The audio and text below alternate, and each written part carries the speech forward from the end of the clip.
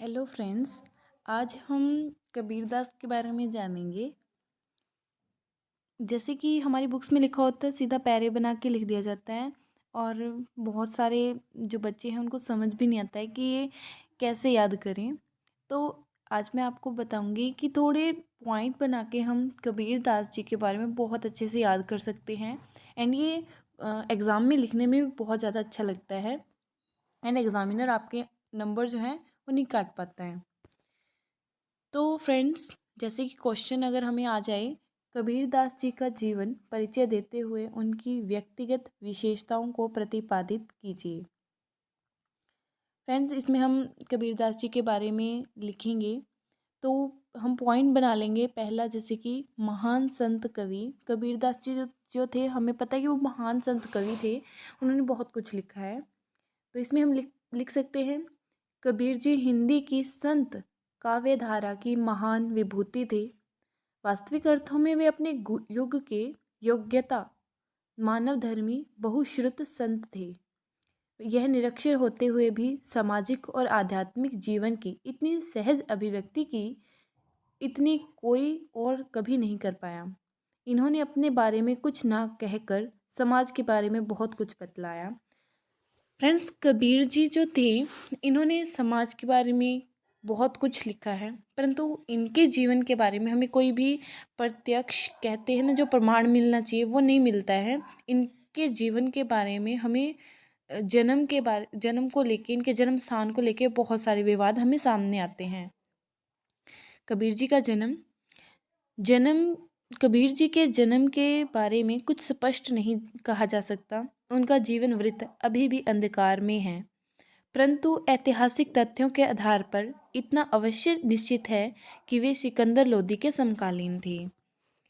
जन्म को लेकर विभिन्न मत हैं कबीर जी के। कबीर जी का जन्म संवत 1455 सन 1398 ईस्वी के ज्येष्ठ मास में शुक्ल पक्ष की पूर्णिमा को हुआ, पर ज्योतिष गणना के अनुसार यह संवाद 1455 में नहीं पड़ता। यह जो संवत है, ये 1455 में नहीं पड़ता बल्कि 1456 में है। परंतु आधुनिक विद्वानों ने इनका जन्म 1455 यानी कि 1398 ईस्वी को ही स्वीकार किया है। जन्म स्थान, इनके जन्म स्थान को लेकर भी बहुत सारे मत प्रचलित हैं। पहले मत के अनुसार ये काशी में उत्पन्न हुए। दूसरे मत के अनुसार इनका जन्म मगहर में हुआ।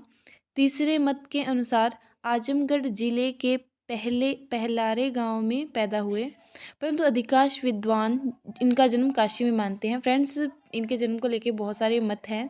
सॉरी, थोड़ा लिखने में मिस्टेक है, परंतु जो सर्वमान्य इनका जन्म स्थान माना जाता है वो काशी को माना जाता है। गृहस्थ जीवन, कबीर जी गृहस्थ जीवन में भी अपना पग रखा था। इनकी पत्नी का नाम लोई था। कबीर ने सुनो रे लोई आदि शब्दों से इसका स्वयं संकेत दिया है। उनका एक पुत्र एवं एक पुत्री थी जिनके नाम कमाल और कमाली था। कबीर जी घुमक्कड़ प्रवृत्ति के थे, तो इसमें हम ये पॉइंट बना सकते हैं, घुमक्कड़ प्रवृत्ति। कबीर जी शिक्षित नहीं थे, न ही उन्हें कुछ लिखना पढ़ना आता था, परंतु मस्त मौला फक्कड़ और लापरवाह फकीर थे। वे जन्मजात विद्रोही, निर्भीक, परम संतोषी और क्रांतिकारी सुधारक थे। उन्होंने तात्कालिक शासकों का विरोध किया। कबीर जी ने कभी भी जो है किसी चीज़ का पक्षधर नहीं रहे वो। उन्होंने हमेशा जो सही था उसको सही और जो गलत था उसको गलत कहा। गुरु का महत्व, कबीर जी ने गुरु को बहुत ही महत्वपूर्ण माना है। उनके लिए गुरु सर्वोपरि थे। मुसलमान उन्हें शेख का शिष्य मानते थे और हिंदू उन्हें रामानंद का शिष्य मानते थे। स्वयं कबीर जी ने अपने काव्य में अनेक स्थानों पर श्रद्धापूर्वक रामानंद का उल्लेख किया है, इसलिए ज़्यादातर माना जाता है कि उनके जो गुरु थे वो रामानंद जी थे। कबीर की रचनाएं, कबीर की प्रामाणिक रचना बीजक है। इसके 3 भाग हैं, साखी, शबद और रामायणी। कुछ विद्वानों ने कबीर के ग्रंथों की संख्या 57 से 61 मानी है, पर प्रामाणिक रूप से इस विषय में कुछ नहीं कहा जा सकता। कबीर के काव्य की विशेषताएं, कबीर के काव्य की प्रमुख विशेषताएं थी।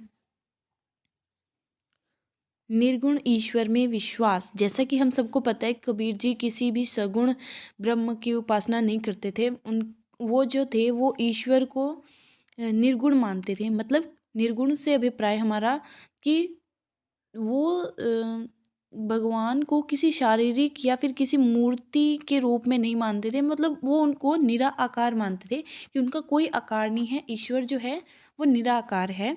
तो ये निर्गुण भक्ति होती है। गुरु का महत्व, जैसे कि मैंने पहले बताया कि कबीर जी थे जो उन्होंने कबीर को बहुत ही ज़्यादा महत्वपूर्ण माना है। आडंबरों का विरोध। कबीर जी ने बाह्य आडंबरों का विरोध किया है कि उनके अनुसार जो है भक्ति हमारे हृदय में होती है, न कि बाहरी जो हम पूजा पाठ वगैरह या मूर्ति पूजा वगैरह करते हैं उन चीज़ों से। कबीर जी ने अवतारवाद का भी विरोध किया है। मतलब वो जो हम कहते हैं कि वो उनके अवतार हैं, वो उनके अवतार हैं, कबीर जी ने इस बात को स्वीकार नहीं किया है बल्कि इसका विरोध किया है। वो कहते हैं कि ऐसा नहीं होता है। रहस्यवाद, इनकी जो काव्य है उसमें रहस्यवाद भी बहुत जगह दिखाई पड़ता है। वर्ग भेद का विरोध, इन्होंने अपनी काव्य रचनाओं में वर्ग विरोध का भेद का विरोध किया है। माया, कबीर जी ने कहा है कि माया जो है महाठगनी है और ये सारा संसार है एक दूसरे से माया के प्रति बंधा हुआ है। अतः इस हमें हमारे शरीर से या हमारे परिवार के साथ मोह जो है उसको त्याग कर ही हम ईश्वर को प्राप्त कर सकते हैं।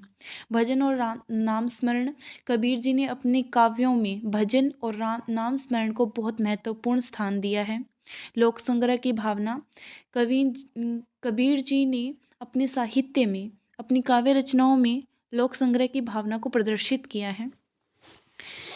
फ्रेंड्स, किसी भी काव्य या कवि के बारे में जब हम पढ़ते हैं तो उसकी भाषा शैली भी बहुत इम्पोर्टेंट होती है और ये लिखना बहुत ज़्यादा ज़रूरी भी हो जाता है। कबीर ने भाषा शैली जो थी कबीर जी की वो इस प्रकार है। कबीर ने साखी, दोहा, चौपाई की शैली में अपनी वाणी प्रस्तुत की। इनके काव्य में गेय मुक्तक शैली का प्रयोग हुआ है। गेय मुक्तक शैली मतलब इन्होंने ऐसी रचनाएं की हैं जिनको गाया जा सकता है और मुक्त रूप से गाया जा सकता है। गीति तत्वों का सभी गुण विद्यमान हैं, मतलब इनको गाया जा सकता है। गायन के जो तत्व होते हैं वो इनकी रचनाओं में विद्यमान हैं। उपदेशात्मक पदों में बौद्धिकता की अधिकता है। यह अशिक्षित थे, अतः इन्होंने अपनी बोलचाल की भाषा का प्रयोग किया। अनेक भाषाओं को अपने काव्य में स्थान दिया। प्रभाव, इनकी जो बोली थी वो प्रभावमयी थी और बहुत सारे विद्वानों ने इनकी भाषा को संदूकड़ी या खिचड़ी कहा है, क्योंकि इन्होंने जहाँ भी ये गए उन्होंने वहाँ की भाषा को अपने काव्य में स्थान दे दिया। राजस्थान में गए तो राजस्थान की, हरियाणा में आए तो हरियाणा की, अन्य किसी जगह पर गए तो वहाँ की भाषा को इन्होंने अपने काव्य में जगह दी है। देहावसान, कबीर जी का 120 वर्ष की आयु में संवत 1573 सन 1518 में काशी के निकट मगहर में देहावसान हुआ। कबीर जी जो कि एक महान निर्गुण भक्ति के संत थे, उनका निधन 120 वर्ष की आयु में हुआ। तो इस प्रकार फ्रेंड्स, अगर हम कबीर जी के बारे में पढ़ेंगे तो हम अच्छे से इनको याद कर सकते हैं और एग्ज़ाम में अच्छे से लिख सकते हैं। Thanks friend, please share and like.